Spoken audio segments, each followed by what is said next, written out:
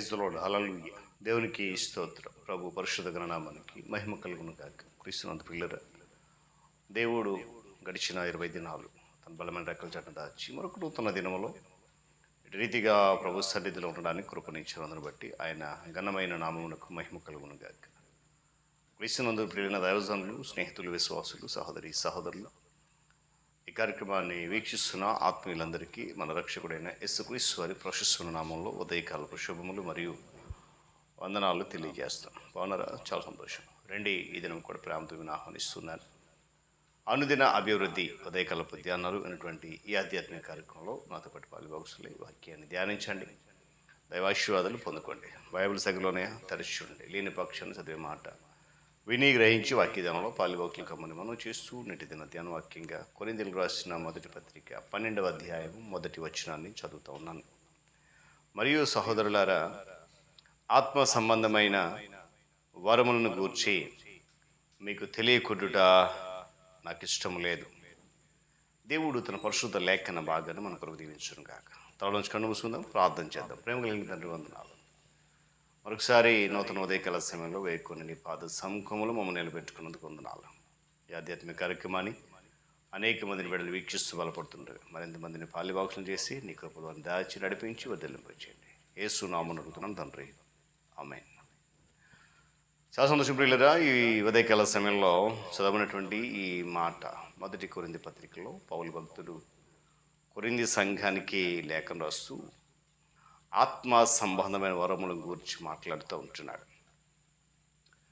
నేడు దినాల మనం చూసినప్పుడు విస్తారమైనటువంటి సంఘ శాఖలు దేవుని సేవలో నిమగ్నమై ఉన్నాయి. చాలా సంతోషం.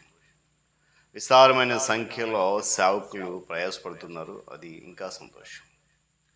అయినా కూడా సేవా కార్యక్రమాల ద్వారా సరిపడినటువంటి ఆత్మలు రావడం లేదు, రక్షణ పొందట్లేదు. అది కొంచెం ఆలోచించాలి. కారణం ఏంటంటే ఆత్మవరములకు సరైన ప్రాముఖ్యత ఇవ్వకపోవడమే దానికి గల కారణం. ఆత్మ నింపుదలకు, ఆత్మవరములకు ప్రప్రథమైన స్థానం ఇచ్చినటువంటి సంఘాలు అభివృద్ధి చెందుతున్నాయి.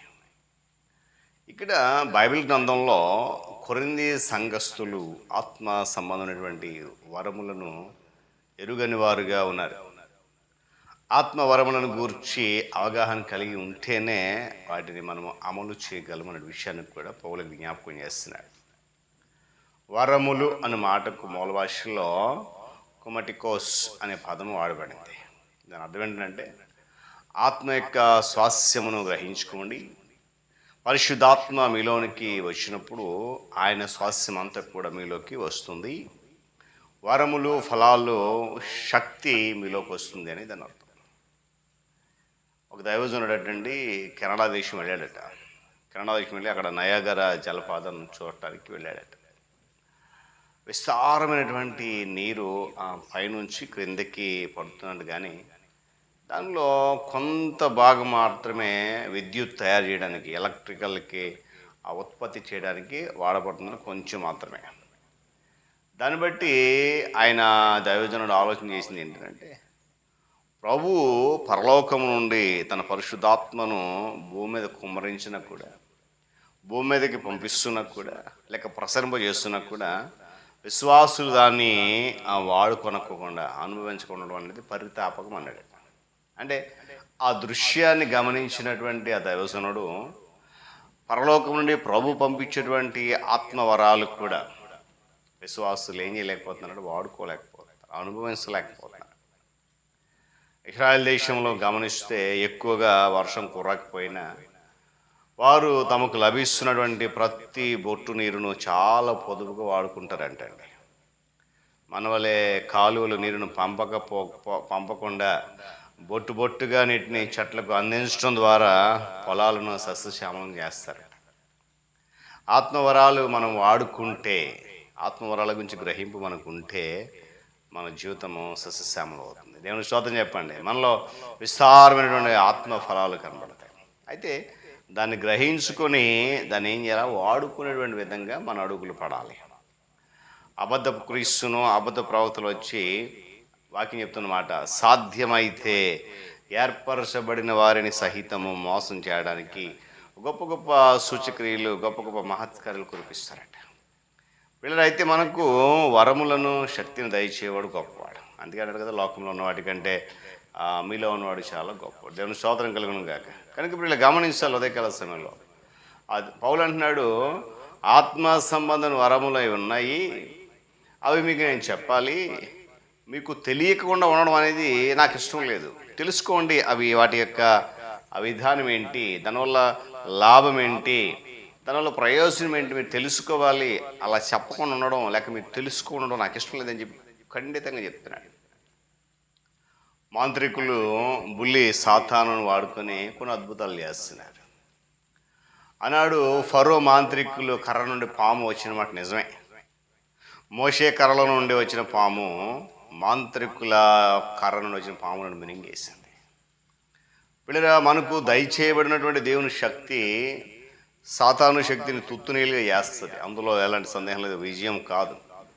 శత్రు బలం అంతటి మీద మీకు అధికారం అనుగ్రహించానని చెప్పి ప్రభు తెలియజేస్తున్నాడు. ఆత్మవరముల ద్వారా పిల్లలు అనేకమైనటువంటి అద్భుతాలు ఉన్నాయి. ఆత్మవరముల ద్వారా అనేక సత్యాలు ఉన్నాయి, అనేక ప్రయోజనాలు ఉన్నాయి. అందుకే అంటున్నాడు పౌలు, అవి వాటి గురించినటువంటి విషయము, ఆ లోతైన మర్మము మీకు తెలియకుండా నాకు ఇష్టం. కానీ ఈరోజు పరిశుద్ధాత్మ దేవుడు వాక్యతో మనకు కూడా అంటున్నాడు, ఆ ఆత్మవరములు ఏవైతే ఉన్నాయో అవి మనకు తెలియకపోవడం ఆయనకి ఇష్టం లేదు. అందుకే తెలుసుకోవాలని చెప్పి ఆయన ఆశిస్తున్నాడు. ఆ తెలుసుకోవడం ద్వారా వాటిని క్రమమైన విధానంలో వాడుకోవడం ద్వారా వచ్చే ప్రయోజనాలు ఏంటి అనేవి చాలా ఉన్నాయి. గమనించారు. కనుక ఉదయకాల సమయంలో ఈ ఉదయకాల సమయంలో ఈ ఆత్మవరాలు ఎందుకు అనే ఒక ఆలోచనతో మనం ముందుకు వెళ్దాం. దేవుడి మాటలు ధ్యానం చేద్దాం. దేవుడి మాటలు మనకు దీవించును గాక. తల ఉంచుకొని మూసుకునండి. ప్రార్థన. మహోన్నతుడా, ప్రేమగల మా తండ్రి, వందనాలు. మరొకసారి నూతన ఉదయకాల సమయంలో నీ సన్నిధి మాతో ఉంచారు. ఆత్మవరాలు ఎందుకు? నిజమే నా తండ్రి, అవి నా తండ్రి మా యొక్క ఆధ్యాత్మిక జీవితంలో ఎంతో ఉపయోగకరంగా, ప్రయోజనకరంగా ఉంటాయని పౌలు చెప్తున్నట్లుగా, మీకు తెలియకపోవడం నాకు ఇష్టం లేదు, మీరు ఎరుగకుండా ఉండడం నాకు నచ్చలేదు అన్నట్లుగా పౌలు గద్దిస్తున్నాడు కొరింథీ సంఘాన్ని. ఈరోజు పరిశుద్ధాత్మ ద్వారా మీరు మమ్మల్ని హెచ్చరిస్తున్నందుకు స్తోత్రాలు. మేము కూడా ఆత్మల గురించి తెలుసుకుని వాటిలో ఉన్న ప్రయోజనాన్ని మేము పొందుకోవడానికి, అట్టి రీతిలో మా విశ్వాస యాత్ర కొనసాగడానికి, మీరు ధన్యత పొందుకోవడానికి మార్గం సరళం చేయమని ఈ కార్యక్రమం మరింతగా బలపరిచి నీ నా మహిమను జరిగించండి. మీరే మహిమ పొందమని యేసు నామమున అడుగుతున్నాం తండ్రి, ఆమేన్. త్రియేక దేవుని దీవెన, ఆయన సన్నిధి కాపుదల సదాకాలము మనందరికీ తోడుగా ఉండి నడిపించును గాక. ఆమేన్.